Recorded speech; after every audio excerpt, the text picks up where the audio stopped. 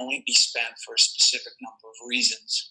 And some worry about that state control or whatever. But like in this particular narrow use case, you want to give checks to individuals to get the economy moving again.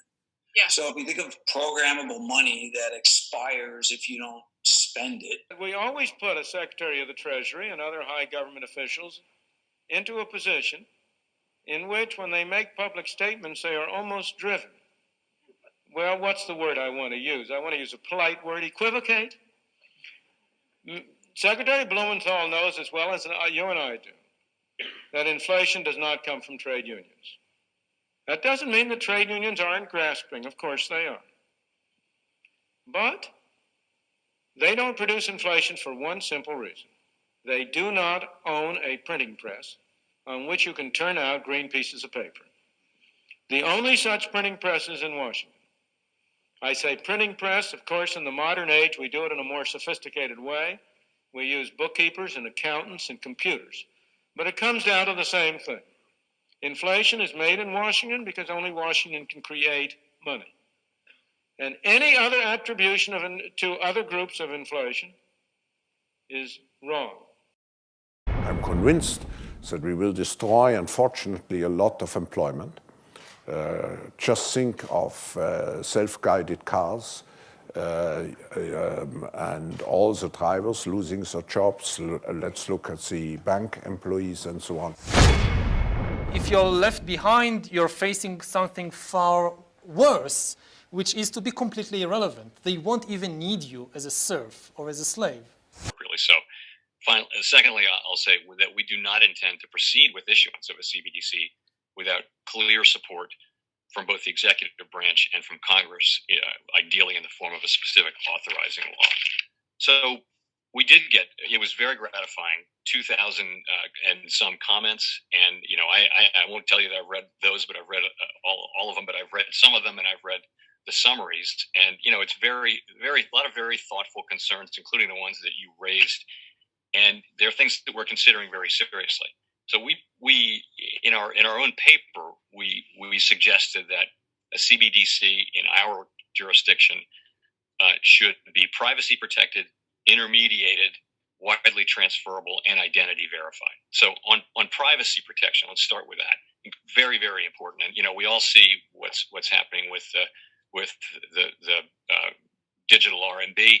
And the issues with privacy. We would not want a world in which the government sees in real time every money transfer that anyone makes with a CBDC. That would not be something that would be at all attractive in the American context. So privacy protection is going to be extremely important, and we're attentive to striking a balance, of course, between law enforcement and privacy protection. But that can be managed in the same way that it's currently managed in the banking system, or in some similar way.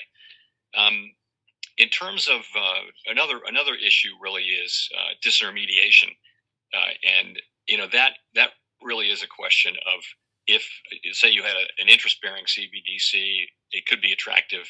It could compete with deposits, could draw deposits out of the banking system. That could limit credit availability. That's another issue to be managed. I think one of the things that Cato mentioned in your was also the run risk issue, and that is the question of, are you creating an asset that would be very attractive in a panic or severe stress situation, and fostering runs. So look, it's going to be, as I mentioned, we think our role is this. We want to carefully and thoroughly analyze the public policy and technological challenges, public policy trade-offs and technological challenges. That's what we're doing. The idea is that this will lead all of us to a better understanding of those trade-offs and prepare the way for, hopefully, a well-informed decision on whether and when to issue a dollar central bank digital currency. That's what we think our role is, and we think that the Fed is the right institution to do that. We can proceed without, we're a nonpartisan institution, non-political institution that we can do these things, and I hope present conclusions and analysis that will support an intelligent decision when it's time to make that. One is unbacked cryptocurrencies as such, and those have not and don't appear to offer, have not offered and don't appear to offer much in the way of public interest in using them as payments. Let's say it's not a great store of value. What it is a speculative asset. It's not backed by anything. There could be an argument that that's still during the development phase, and that it's something that we could see emerge. But yes, be that as it may. And I also have close-in family members who offer that perspective vigorously. So, as you suggest. But stablecoins is a different thing, and the question is, are there forms of private money like stablecoins which can play a role in our financial system, which would, and the answer is, of course, that we don't want to stand in the way of appropriate innovation, particularly including digital innovation, but we think that something like that, which is purporting to be money, would need to be appropriately regulated. And I hear that wide agreement on that, by the way, from a lot of the stablecoin companies now are seeing that as part of getting to a place where they are a legitimate part of the financial system. So I think you need regulation. If people are going to think something is money, then it needs to actually have the qualities of money. And if it doesn't, then you don't want. I don't think you want to take money and make it into just another consumer product where sometimes it fails and sometimes it's good. You want it to be guaranteed to be good. If the public's going to look at it like it was $1, you want to have clarity, transparency. You want to have full reserves of very liquid, high quality assets, and things like that. That's all. So I think that we need legislation on this. Just it's typical of technological innovations. There isn't a regulatory framework that really gets after payment stable coins. And so I think that's what's needed. But I wouldn't think of us as being opposed to that kind of innovation. We're more the people who are saying, among others, that we need appropriate regulation.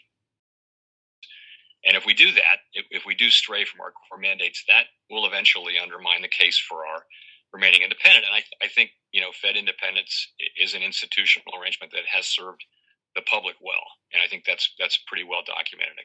Discretionary system, and one of the biggest of those concerns is that in the face of large economic dislocations, we've been running what really amount to unprecedented experiments. I would cite the quadrupling of the Fed's balance sheet in the wake of the 2008 financial crisis, and then doubling it again during the pandemic. To your credit, it was right before the pandemic that you were beginning to move towards reducing the balance sheet. Could you shed some light for us on where you hope to take the balance sheet over time, and what's the way that you really try to get there? Do you see the Fed ever moving back to a scarce reserve framework like it had before the 2008 crisis? Sure. So in the last cycle, after we ended our asset purchases, we froze the size of the balance sheet in 2014 and then allowed it to shrink passively relative to the size of the economy for about 3 years. So as the economy grew, the balance sheet didn't grow. Then in 2017, we began to allow maturing assets to run off, and that process went on until 2019. By the end of that period, we had a balance sheet that was significantly smaller relative to the size of the economy and smaller than it was overall. So then we resumed asset purchases, as you know, 2020. And once again, now we are embarked on shrinking the balance sheet. And the test will be back to levels that satisfy the public's demand for our liabilities. That's currency and reserves and things like that, but also with reserves maintained at levels that are consistent with our ample reserves regime. So the balance sheet is substantially larger now, obviously, and consequently the runoff process is designed to be substantially faster than in the last cycle, to the tune of on the order of $1 trillion of runoff per year. That process began in June. Once it's up to full speed, process began in June, and the pace of the balance sheet increases actually rises this month. The plans are spelled out in detail on our website around the January and May meetings. And of course, one thing we always say is that we're prepared to adjust the details of the plan based on economic and market developments at any time. As far as returning to a scarce reserve regime, I guess I would say that I think that our current operating framework is a better one, and I don't see a case for returning to scarce reserves. Now, why is that? So the world has really changed as a result of the global financial crisis and the pandemic. The scarce reserves framework would be challenged to work in a world where there's very high and sometimes volatile demand for safe and liquid assets, central banks may need to rely on large-scale asset purchases again from time to time in response to severe shocks. And remember that the large financial institutions hold very, very large quantities of safe assets now as a liquidity buffer, and that includes a lot of reserves. So the bottom line is that the quantity of reserves is just so much higher. It would seem to be impractical to try to manage scarcity, and demand will be volatile too. So it doesn't seem practical. And again, we think that the current system works well and provides a lot of liquidity to the system, which is kind of a net gain. I've been, continually chagrined at, the number of big spending bills that continue to come down the pike and legislation that's passed. Long after I think that the crisis of the pandemic has ended. The lessons of the financial crisis and COVID might be that keeping our fiscal house in order is essential as preparation to meet the challenges of unexpected but inevitable economic dislocations. But the opposite lesson seems to have been learned, that we can keep spending whatever we wish without worrying about a day of reckoning. And I just, I'm very concerned about the day of reckoning and what risks we're laying for the economic well-being of future generations. And I just wonder, your thoughts on those concerns and the potential timing of that day's arrival and its consequences, and whether you have any ideas about how we can build a real constituency for fiscal responsibility in America. So I do share those concerns, and in fact, I was working on those issues before I joined the Fed. But at the Fed, my position needs to be that fiscal policy really is the responsibility of Congress and the administration. Wouldn't be appropriate for me to comment too much on specific policy proposals or laws. More to the point, with inflation running so far above 2%, this is probably an especially good time to focus on achieving our own mandate rather than doling out advice to others. But like my predecessors, I'll point out that our federal fiscal policy is not on a sustainable path, and it really hasn't been for some time. And we will need to get back to a sustainable path sooner or later. To your point, sooner is better than later. And I guess I'll just leave it at that. Welcome to the Crypto Teacher. And guys, I come back with that video just to make you think. And we have Jerome in the house, and he was clearly reading off a script. The interviewer did a great job, but he's clearly reading off a script. But he said again, CBDCs are against the law, in so many words. He has to get authorization from Congress. Guys, we know CBDCs are illegal in the United States and in Europe. Also, stablecoins are illegal, and that's the reason why they're trying to build it on the top of the current system we have now. I did a video on that. But he talked about the Fed independence and how it served the public well. Is that correct, guys? No, it is not. The Fed printed all this fake money, printed off the printing press, and bought the world up. And the 2008 crash gave the NWO steam to run. Now, the most important piece of this video, he stated they're not going back to scarce reserves. They know they need to build this fourth industrial revolution, so that means they need plenty of liquidity. And that's the reason why we have the repo, and they're creating another repo. They're raising rates and shrinking the liquidity, but they also have a safety valve. They want to keep the economy up just enough to land them in the fourth industrial revolution, where the robots, algorithms, and drones take over the economy, pay each other with crypto, and the sheep go inside the metaverse. And with all that liquidity, they'll be getting universal basic income, free money airdrop. But what they don't understand, they'll be told what, where, and when, and how to buy. Remember what David from R3 stated. If you want to boost the economy, airdrop the free money. They have 3 to 6 months to spend it, or poof, it's gone. And remember, the Crypto Teacher told you, because he knows when it comes to the New World Order, it's all planned out. You have a wonderful day. We're going to a different economy, and we're going to be learning more about that as we go. But clearly, we're learning that things can be done from remote locations. We're learning that technology can replace people even more than we thought. We're not going back to the same economy. We're recovering, but to a different economy, and it'll be one that is more leveraged to technology. And I worry that that is going to make it even more difficult than it was for many workers. In Silicon Valley, and my friends who work in technology know that what we did to the manufacturing workers, we are now going to do to the retail workers, the call center workers, the fast food workers, the truck drivers, and then even bookkeepers, accountants, insurance agents, lawyers, and on through the economy. So what happened to the manufacturing workers is a very clear sign. This effort. And China has big plans for this. They intend to seed their digital yuan into the global environment by giving it away to visitors at next winter's Olympics. When they arrive at the airport, they're going to get yuan digital wallets. They're going to receive digital yuan. They're going to use it throughout their visits to Beijing, and then they're going to take it back to their home countries. They see this as a huge advantage. Why? Because who controls the underlying protocols, who controls the underlying standards of the future of money will control the future of money.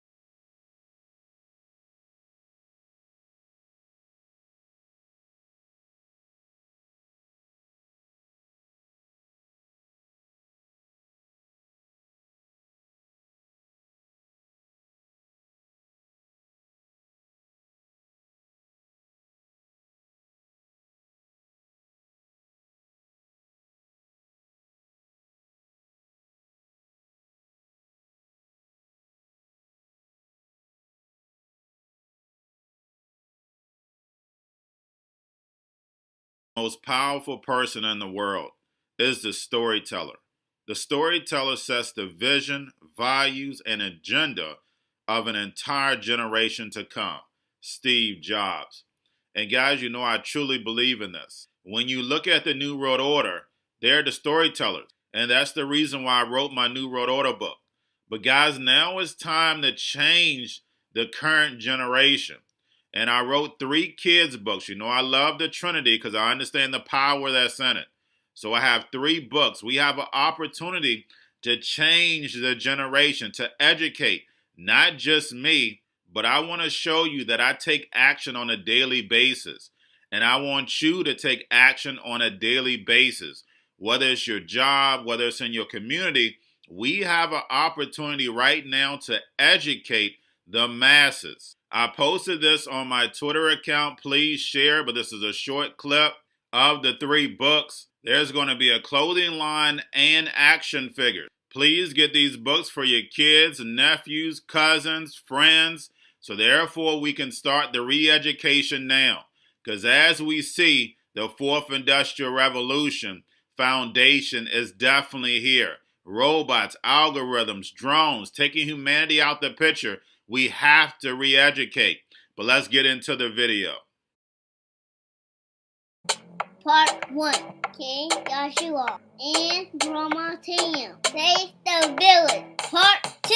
King Joshua and Grandma Tam save New York from COVID-33. Part 3. King Joshua and Grandma Tam goes to China. It's mandatory to get part 1, part 2, and part 3 of this series. It's time to re-educate Generation Z.